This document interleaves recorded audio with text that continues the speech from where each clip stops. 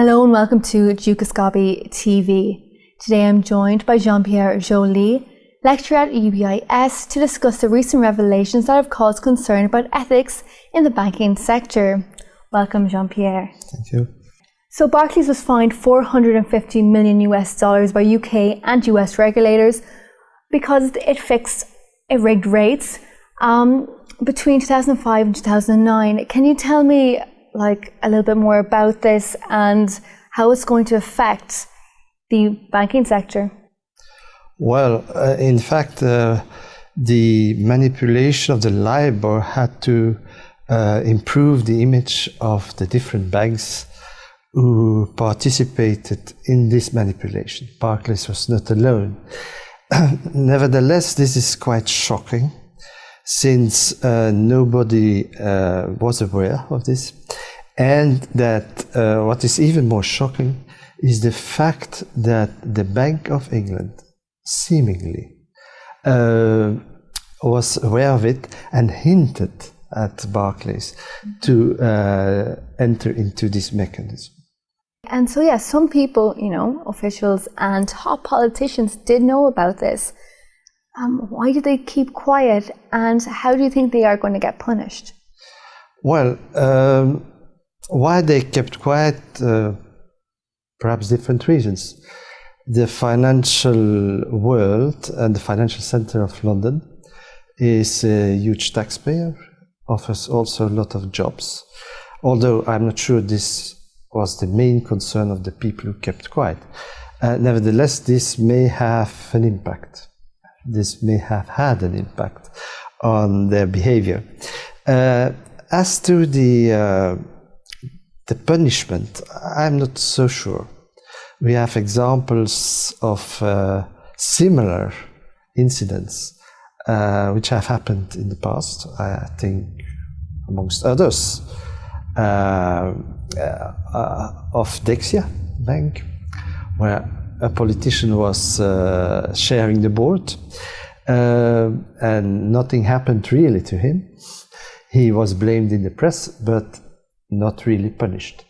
I'm also thinking of the collapse of Fortis Bank. Shareholders undertook a lot of legal actions, but up to now, no consequences. So I wonder if really actions would result in some punishment. And Spain is also having problems at the moment with ethics.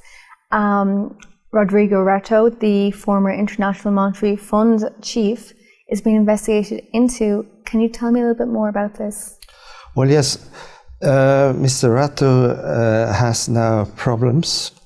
I have two remarks about this. First of all, Mr. Rato was not really a banker.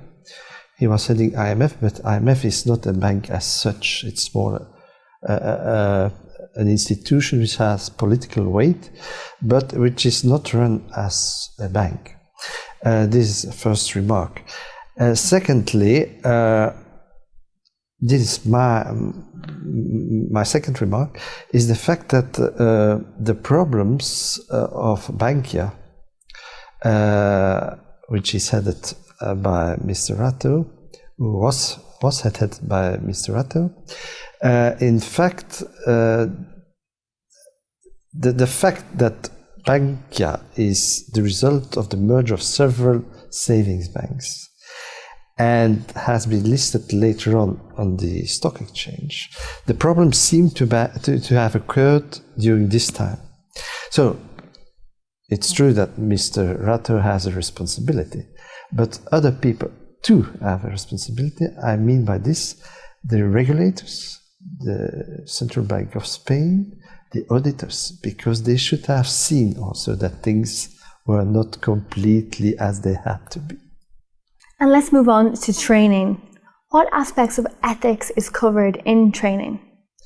Well, in training at UBIS, you mean? In our university, we have a program, 3 months program, and several hours are dedicated to compliance, which is normal compliance is now a days one of the restrictions to banking activity, but also it goes beyond this because compliance is part of regulation. We put a lot of emphasis on the governance and the ethics of the management. And we have a course which is typically dedicated to governance and ethics. We have 15 hours within a 220 hours course, which covers the different aspects of the behavior, the ideal behavior of top management. We attach a lot of importance to these aspects because ethics is also linked, for instance, in private banking, to the way funds are invested for the clients. You cannot do whatever you want to do with it. Thank you very much for your views on ethics and training in finance. That's all we have time for right now. But stay tuned to Dukascoop TV for more exclusive interviews like this. Goodbye for now.